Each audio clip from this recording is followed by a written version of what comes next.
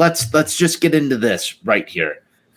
You've got a tie. You're down by a run.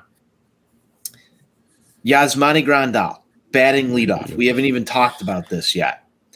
Yasmani Grandal batting leadoff winds up in a situation where he's got the opportunity to drive in a run.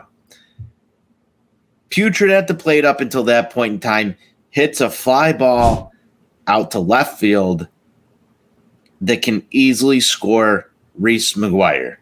As long as one thing doesn't happen.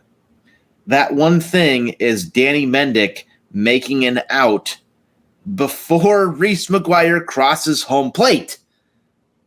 That is the one thing that would have prevented the White Sox from tying this ball game, is if Danny Mendick does not make an out before Reese McGuire crosses home plate, because there is no way that Reese McGuire gets thrown out at home with the depth that ball was hit, and Danny Mendick manages to get out before Reese McGuire crosses home plate. So here we are with this situation of all the events culminating in this baseball game, and this is the play that the White Sox lose on.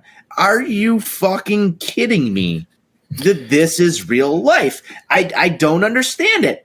How does he get thrown out before Reese McGuire crosses home plate? Well, Reese McGuire took a long look at a movie that was playing out in front of him before he decided to run. And number two, you've got Danny Mendick running to second base on a tag up that he was going to get thrown out on. I'm a firm believer, Steve, that, you listen to your coaches. Your coaches have been telling you since you were in first grade, don't watch the fucking ball in the field. Listen to us. So one can throw this on Daryl Boston for sending Danny Mendick. One can send this on, I don't know if you can put Joe McEwing under the spotlight on this. This was routine. No, you can't watch the ball. You can't watch the ball. You just one person home. And one person only. This isn't a Reese McGuire thing. This isn't a Joe McEwing thing. This isn't even a Daryl Boston thing. This is solely a Danny Mendick thing. That is an inexcusable play right there in that circumstance. And even if you inexplicably decide that you're going to try to do this, knowing that you've got Reese McGuire on third base, who doesn't have a lot of speed, and let's be clear about something. There were some people on Twitter.com that were complaining, saying that McGuire was taking his sweet-ass time. There is not a single guy in the league that in that situation would have been sprinting on that sacrifice fly. And this is where I would go back and argue with you, Steve, on this.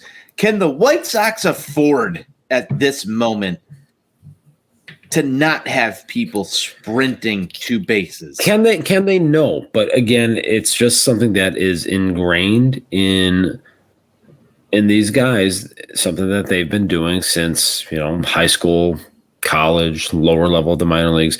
A ball hit to the warning track with less than 2 outs, they're breaking it down early, and they're just simply not going to go balls to the walls on that because they shouldn't have to. I would agree with you that they shouldn't have to, but in this situation, when it's always something, when there's all of this going on. It's very simple. Danny Mendick, keep your fucking ass on first base. That's it. But are you trying to? Are you like, okay? So at that point, are you not trying to be aggressive? Do you want to take the aggressiveness out of this team? If you have Andrew Benintendi out there in left field, you can try that shit. Teoscar Hernandez is a guy that has a strong arm. That is something that is well known across the entire league. So you're saying that none of this is on Reese McGuire then? I'm not. No, this is in my view. I mean, the optics of this are just so bad to me. You've got this guy who's watching the play happen. Like, just run home. I mean, I don't know what the metrics are on this, but imagine if it's not even run home and then watch. It's not run even home about, and then watch, man. It's not even about metrics, Anthony. It's about the fact that this is something that Danny Mendick should have just. Does this happen to any other team though? No, because the White Sox are the dumbest fucking team in the league. What's dumb about it? Like, I would still try and be aggressive here. If I'm Daryl Boston, I'm saying tag up, try and get 2 here. So that you get Andrew Vaughn. Wait a minute. No.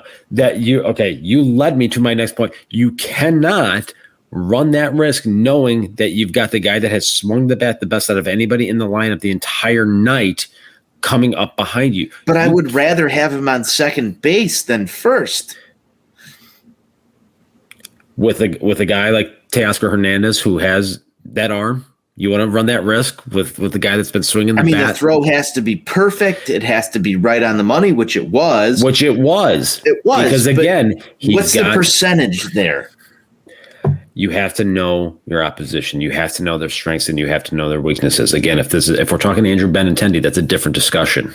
Of course, it's a different discussion if we're talking about Andrew Benintendi. But all of that's for naught if Reese doesn't sit around and watch it and just runs home.